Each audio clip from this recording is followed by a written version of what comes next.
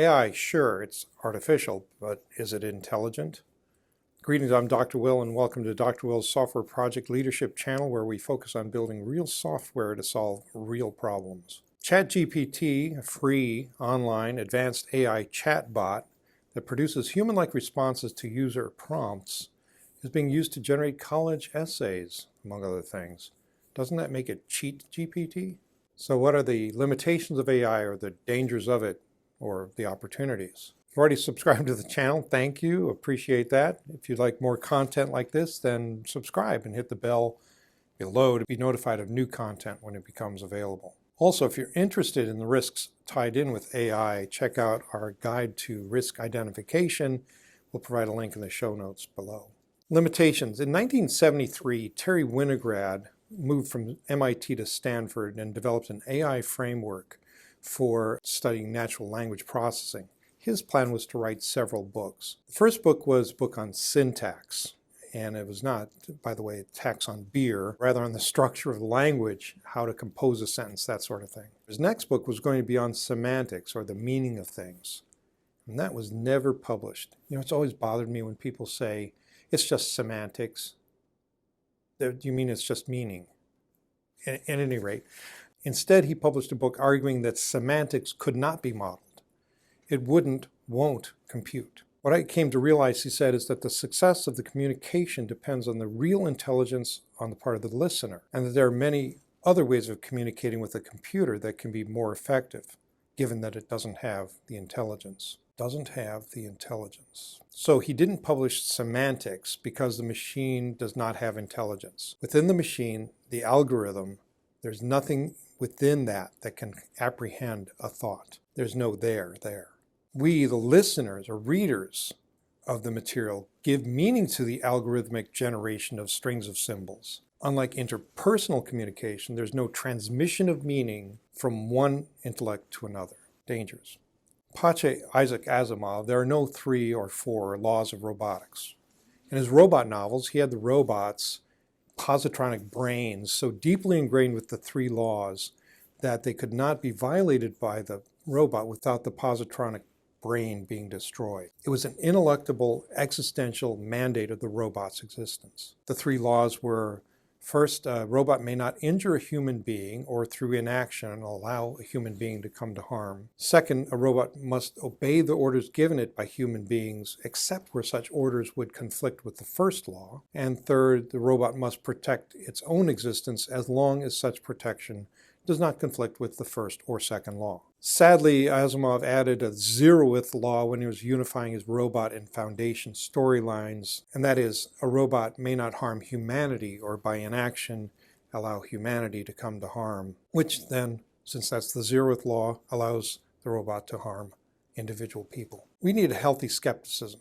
The problem is that there are bad, evil people who use technology, be it AI or genetics or whatever. They use those to harm others, and the technology itself, being morally neutral, won't prevent it. That means we must be savvy and on our guard, but many of us are neither. We're too trusting. In particular, we should be aware that no information mediated by technology can be trusted 100%. No social media, no email, no electronic communication, no image. A picture may be worth 1,000 words, but the picture may not have any basis in reality. It could be a deep fake. What about opportunities? Are there any? I suppose. Have you heard of the dead web? I've heard it described as a conspiracy theory, but it is the idea that most of what we see on the web these days is generated by bots. Given the quality of most of what we see on the web today, that's easy to believe. All we need is a bunch of AI bots generating content, right? As if the signal-to-noise ratio wasn't bad enough already. Like I said, it's artificial, but is it intelligent? If the dead web isn't true yet, it's becoming true. Chatbots are increasingly being used to interact with people by companies who don't think that the people contacting them weren't an actual person to talk to. If you're a marketer using ChatGPT or any AI to generate content, all you're saying is that your prospective customers are not worth your time. They should know that. It should make you and your product not worth their attention either. So boil it down, what does it all mean?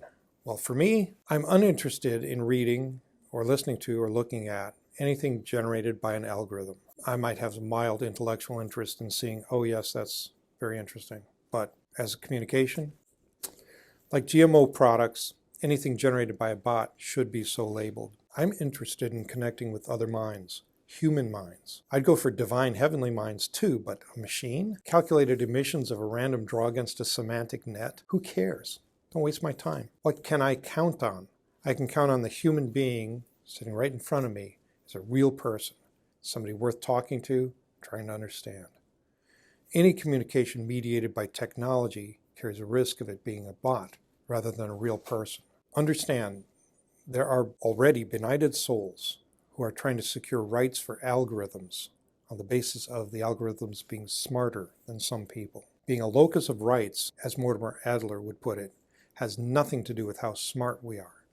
It has to do with how human we are. Note the very dangerous, slippery slope of equating rights with intelligence. There are those who would label me a speciesist for preferring humans to other species, plant, animal, or algorithm. They themselves are dangerously deluded. Most species naturally do things to ensure their species survives and thrives. Humans who trash their own species are unnatural. This channel is dedicated to helping software projects succeed, not just in the short term, but in the long. So if you like more content like this, be sure to subscribe, hit the bell below to be notified when that content becomes available. Also, if you have any questions, complaints, concerns, or issues, put them in a comment and I'll be happy to entertain them at a later date. And remember, if you're interested in risks tied in with AI or risks in general, check out our guide to risk identification or see the show notes for that link. That's it for me, for you for now. You have a great day and a great week. Be careful out there. I'll be seeing you. Bye.